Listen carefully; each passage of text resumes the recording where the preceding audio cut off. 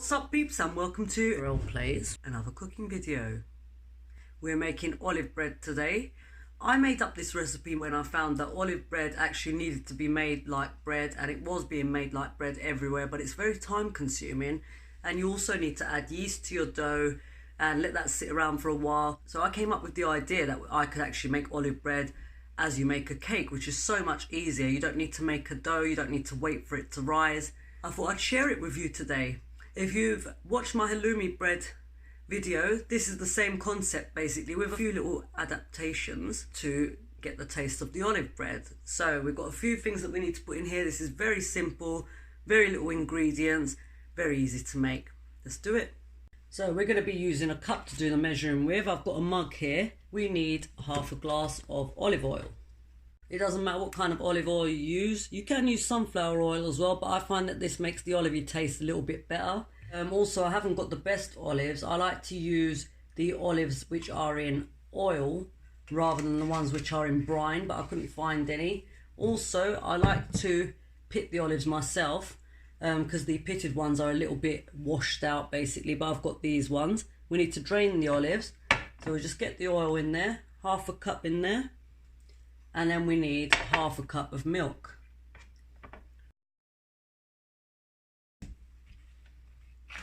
We're going to need 2 eggs. I'm using large eggs.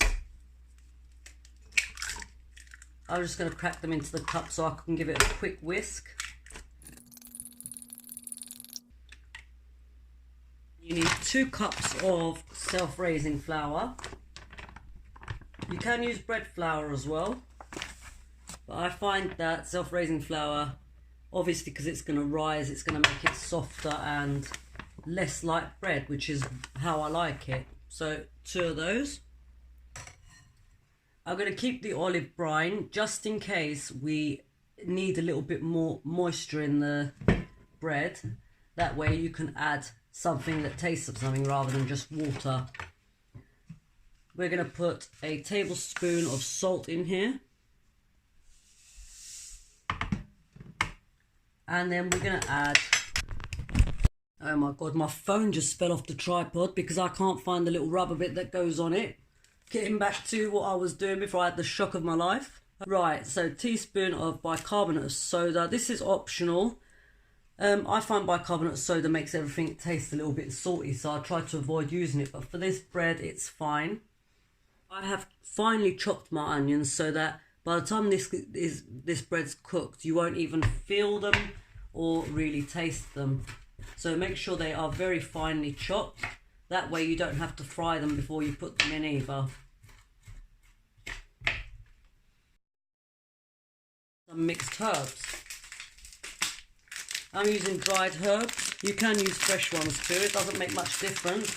But because olives are kind of a bit of moisture addition in your bread, excuse the voice,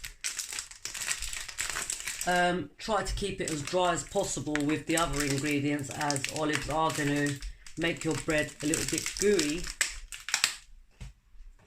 So just make sure they're well drained.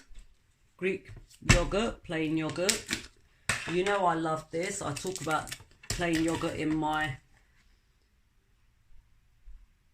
dough dishes, in my breads, because it softens the dough, which is what I always say. I love it, and it does add a little bit of extra taste to it.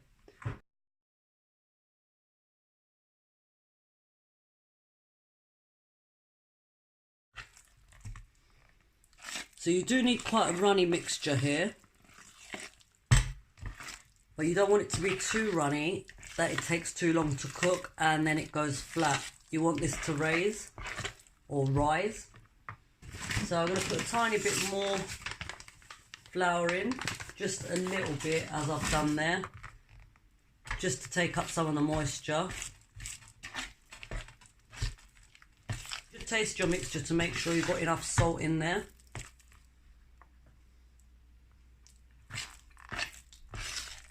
Yeah, that tastes good, because if your olive bread ends up without enough salt, it's not going to taste great, and it will be too late to add any salt to it. So we have greased our tin. I basically just poured a bit of olive oil in there, and I'm just going to move it around with a tissue.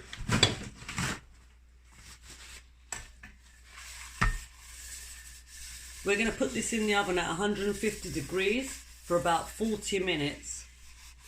We want the inside to be cooked well, and when your dough's a little bit sloppy, you need to keep your oven a little bit lower.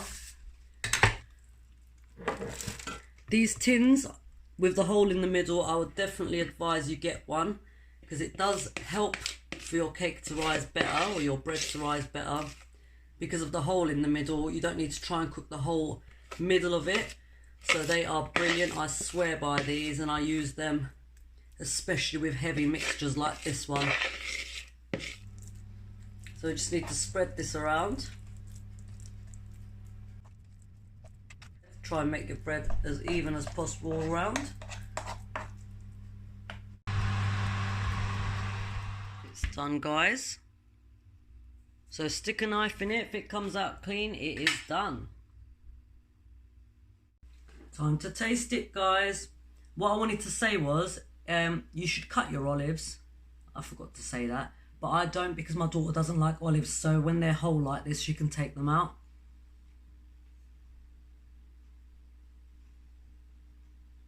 Look at that. I really don't like the olives that I've bought, because they're kind of, I find these really plasticky, these olives. They're alright. Hot.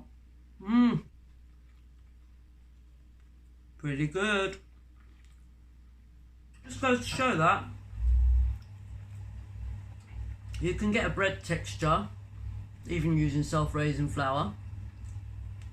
It's still like more crunchy and crusty on the outside. If you want to make this with bread flour and use yeast as well, again, you can make it like a mixture, but put the yeast inside, just as I've done now, instead of making it like a dough. Cover it with cling film for about an hour. Knead it a tiny bit and then put it into your tin. So you can do it the bread way as well, the easier way, the way I've just said.